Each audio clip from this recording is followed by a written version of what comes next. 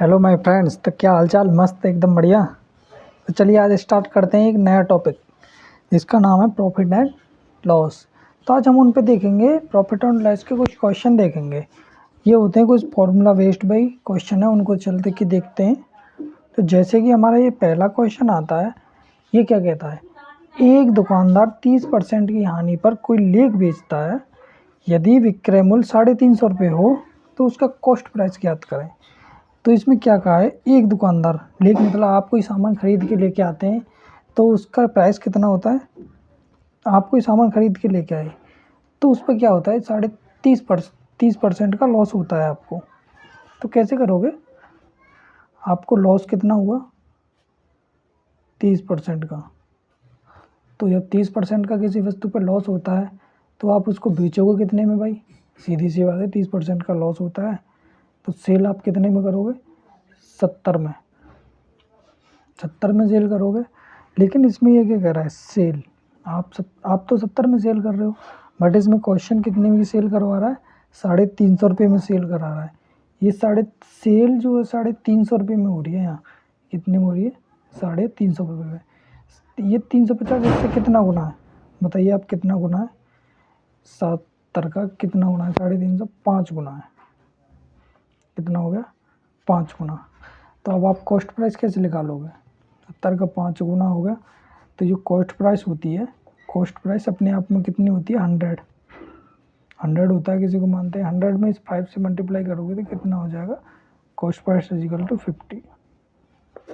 ये आ गई आपकी कॉस्ट प्राइस। कितने आसान तरीका से आप ऐसे भी कर सकते हो। इसी प्रकार अब हम नेक्स्ट क्वेश्चन की ओर चलते हैं। तो इसमें कहता है, एक दुकानदार 40% हानि पर एक कोई सामान बेचता है। यदि उसका विक्रय मूल्य 6000 रुपये है तो उसकी कॉस्ट प्राइस ज्ञात कीजिए। आप क्या कर लें, ऐसे करके मान लो, let C P is equal to 100। आपने सी पी माना 100 हो गया। तो कितनी परसेंट का लॉस हो रहा है भाई?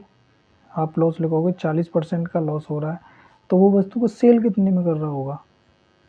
सेल कर रहा होगा वस्तु को 60 रुपये में।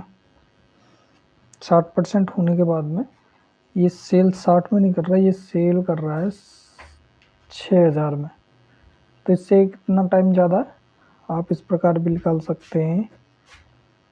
इसमें डिवाइड करने के बाद में ये हो गया, ये इससे कितना टाइम हो गया? 100 टाइम कट गया ये इसका, 100 टाइम। और कॉस्ट प्राइस हमारे पास कितनी है? 100। सी पी हमारे पास था 100, और इधर ये कटने के बाद में कितना है? 100।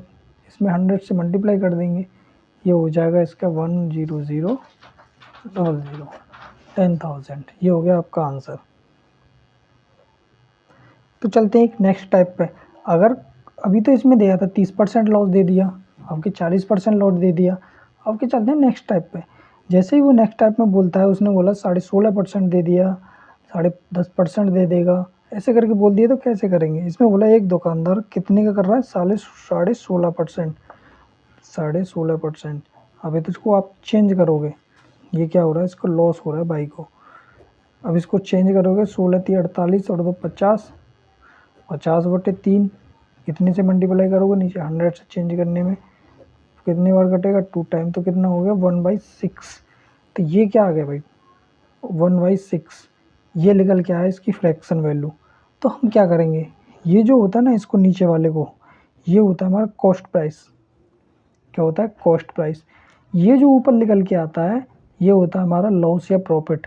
अभी क्या कह रहा है, ये लॉस बोल रहा है ना, तो ये हो गया हमारा 1 रुपये का लॉस। 6 रुपये में खरीद रहा है, 1 रुपये का लॉस हो रहा है। तो भाई साहब बेच कितने में रहे होंगे ये? ओवरऑल बेच कितने में रहोगे? 6 रुपये तो खरीद के लेके आया, 1 रुपये का उसको लॉस हो गया। तो उसको सेल कितने में कर रहे होंगे? ये सेल कर रहे हैं 5 रुपये में।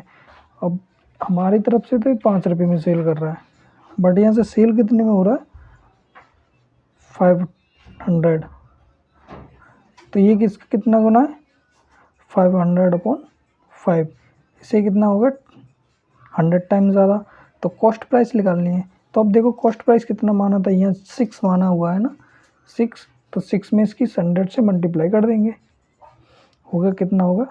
600। This is cost price. तो चलिए चलते हैं एक और नेक्स्ट टाइप पे।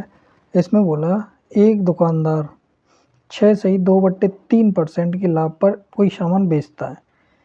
बेचने का तो बेच दिया उसने, फिर बोला यदि उसका विक्रय मूल्य 1600 रुपये हो तो क्रय मूल्य निकालो।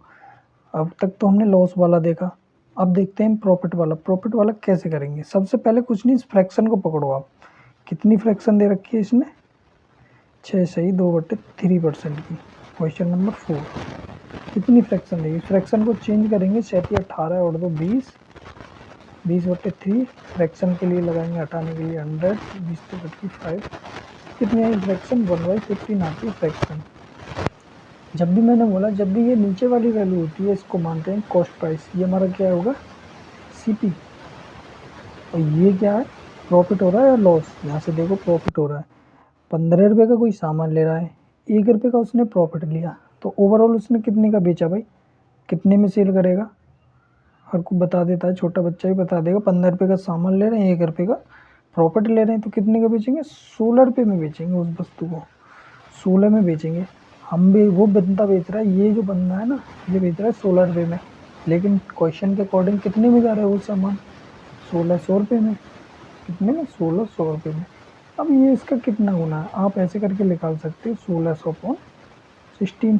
ये इससे कितनी बार चला जाएगा? 100 टाइम। तो ये आ गया 100 टाइम, ये इसका 100 टाइम गुना हो गया। तो ऐसे ये प्रॉफिट का अपने कॉस्ट प्राइस का भी इतना ही गुना होगा। कितना गुना होगा? 100 टाइम। ये कितना हो जाएगा आपका कॉस्ट प्राइस? 1500 रुपये। चलें फिर आगे क्वेश्चन की तरफ। तो चलिए इस क्वेश्चन में क्या बोलता है, लागत मूल्य और विक्रय मूल्य का अनुपात दे रखा है 10/11। लागत मूल्य यानी कॉस्ट प्राइस।